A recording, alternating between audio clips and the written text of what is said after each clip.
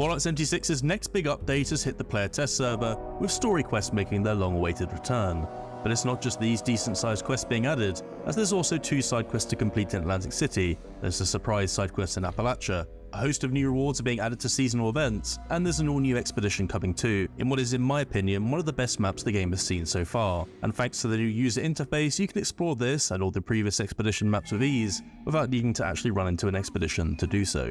We'll also be taking a look at Fallout 76's newest Cryptid, and to round it all off, investigating some very interesting bits of new lore, notes and dialogue references that potentially tease some future content. In today's video, we're running through all of these changes with chapters for each section in the video's description, as I'll be saving the quest lines and Jersey Devil until last, as both will contain some spoilers. So if you did want to go in completely blind, that bit might not be for you. But with that said, let's dive straight in with the changes to the map in Appalachia and the new user interface. Appalachia's first nightclub, the Rose Room, is the biggest change to the map. It's the starting location for the Atlantic City questlines, where you'll meet the Russo family, a collection of interesting but dysfunctional characters who are trying their best to adapt to Appalachia after leaving Atlantic City. Over the course of the story, you'll get to know each of these new characters a lot better, but outside of these story quests, it's nice to see some locations on the original 76 map have a bit of a refresh. But the biggest changes aren't locations per se, but how expeditions and exploring those maps outside of Appalachia will function moving forwards.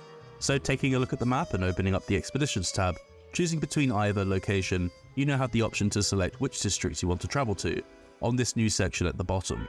Clicking on one will give you another option to choose between starting an expedition, or just heading to the district for free exploration. During expeditions, the locations you typically visit are devoid of any life except NPCs essential to the mission you are currently on.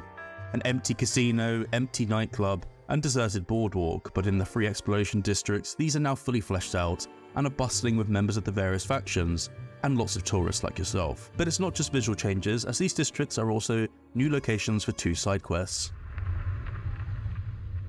America's Playground is actually bringing a total of 3 new side quests alongside the new quest lines, 2 for Atlantic City and 1 in Appalachia. Reading this notice board in the Responder's Refuge will trigger these side quests. Up first we have Region of the Dead. This one was previously teased in the expedition, with clues, terminals and notes already implemented, but now you can get to the bottom of a bit of a mob mystery. Fabio Mondadori needs your help in investigating what has become of Don Quintino Lombardi, who has not been seen for some time, and it's up to you to do a bit of sleuthing. He suspects that Don's sister Concerta knows more than she's letting on, and you'll now be exploring the busy Neapolitan casino and surrounding casino quarter to get to the bottom of it. The second AC side quest is Custodial Compulsions, instead focusing on a different faction, the Showmen. This is set at the Boardwalk district.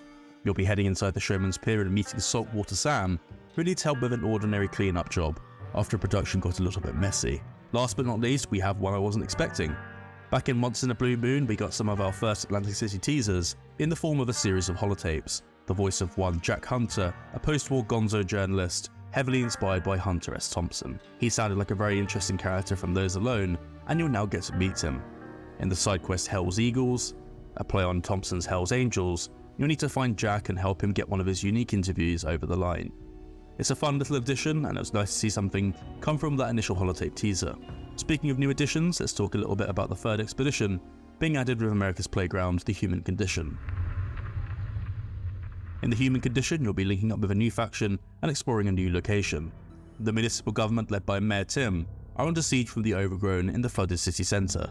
During this, you can learn a bit more about this faction, Buttercup, the leader of the Moonies, tax collectors, as well as fighting a new variant of the Overgrown at the end, in what is, in my opinion, one of the coolest new maps added in the entire game. And the good news is you won't be limited to just this expedition, because you'll be coming here anyway for story quests, and can explore at your own leisure whenever you want. And there's also new rewards to get your hands on, so let's run through some of those next, and a lot of the new season event rewards too.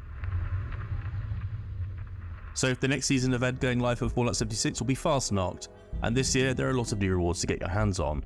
Running through them, we have the Scorch Beast Queen Beerstein, Herdsman's Bell Display Rack, Blue Devil Mask, Scorch Beast Mask, Scorch Beast Queen Mask, a mask for the Honeybee, an Ogwa Mask, and a Robot Mask.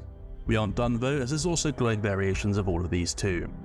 Meat Week is also getting some new rewards, with some Meat Fiend plushies to add to the collection, these being a ground meat, rotted rib, rotted steak, meat steak, and rotted ground meat. From the new Atlantic City expedition, there's a selection of new themed outfits for the Mooney faction, with Buttercup's outfit, Mayor Tim's apocalyptic farmer outfit, a jumpsuit, Mooney Drudger, and Mooney Operator all on the list. Alongside an overgrown car, there's a couple of new tubes as well, and Mayor Tim's floppy sun hat. And last but not least, the Mooney Under Armour. To get the actual pieces though, you'll need to complete story missions, with plans available for each piece. There's also a selection of other outfits and plushies, so look out for my full rewards video where I'll be going through all of these and how to get your hands on each of them. But now it's time to talk about my impressions of the story quest line, and there'll be some spoilers up ahead. What we didn't count on was the devil's blood. One hit is all it took to realize we'd made a terrible mistake. Jack Hunter teased the potency of Atlantic City's designer drug all the way back in Once in a Blue Moon, and throughout this series of quest lines, you get to see firsthand the destructive nature of this unique chem. Your journey begins at the Rose Room in the first quest line, Opportunity Knocking, and is essentially an introduction to the Russos, their family dynamic, and the overarching storyline in America's Playground, curing a family member from a debilitating addiction to devil's blood by heading to AC to source more from its distributor. What follows through the second questline, All the World's a Stage, the third Honor Bound, and fourth Sins of the Father is a better introduction to the three factions of AC and their respective vices, politics, and some pretty big twists regarding the origin of the blood itself. Overall, I thought these new quests are pretty good. I personally enjoyed them more than the Brotherhood of Steel questlines, and the different factions involved are woven into the story really well. I think the Showmen in particular come out of this with flying colours, after what I thought was a pretty underwhelming introduction to them in the most sensational game. And there aren't too many instances where you find yourself travelling to a location only to come back moments later. I've often found fetch and collect quests in the past have suffered from this more. Final mission takes place in the new map, the Flooded City Centre, and it's here that the player will meet Fallout 76's newest and potentially angriest Cryptid. The big reveal at the end of the final questline, lesser devils were just adolescents, and in order to create a potent enough antidote for a cure, the real devil must be lured out and its blood collected. And this thing is nasty. An extremely cool intro to this battle, I must say, with it snaking down from the rafters of a church, but admittedly I was expecting a much larger beast. But don't let that deceive you, because what it lacks in size, it makes up for in speed, agility, and a surprisingly diverse array of attacks. Chewing the fat, theorising over how something like this came to be will be saved for a future lore video, but there's definitely enough here to make an interesting discussion, I think. The end of this duel will perhaps surprise players, and I think definitely teases that this won't be the last we see of this beast, and that isn't the only possible teaser either. During America's Playground, you'll hear mention of the Pine Barrens a lot. Whether it's the devils coming out of the Barrens, or the overgrown or idle chatter about a specialised unit of Moonies, the Pine Barren Rangers, I think definitely suggests we could be headed there later.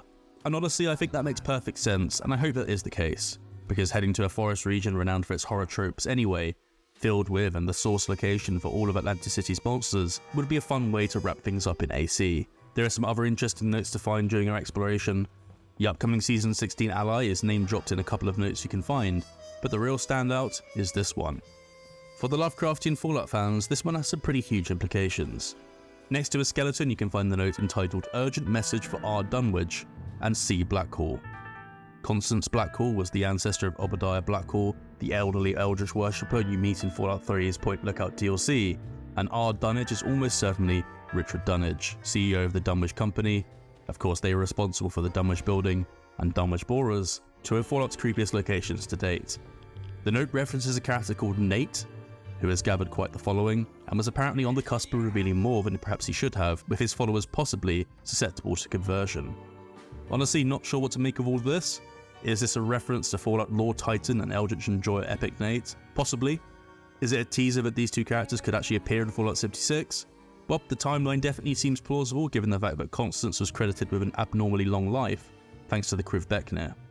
Only time will tell though, but with an eldritch-looking storm appearing on the key art for the upcoming Shenandoah poster, who knows? Perhaps this is the very first breadcrumb.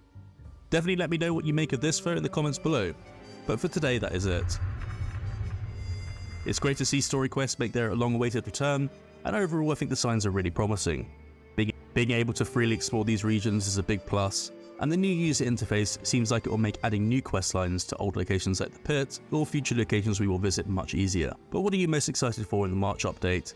Let me know your thoughts down in the comments. If you enjoyed this particular video, please consider subscribing to help the channel grow.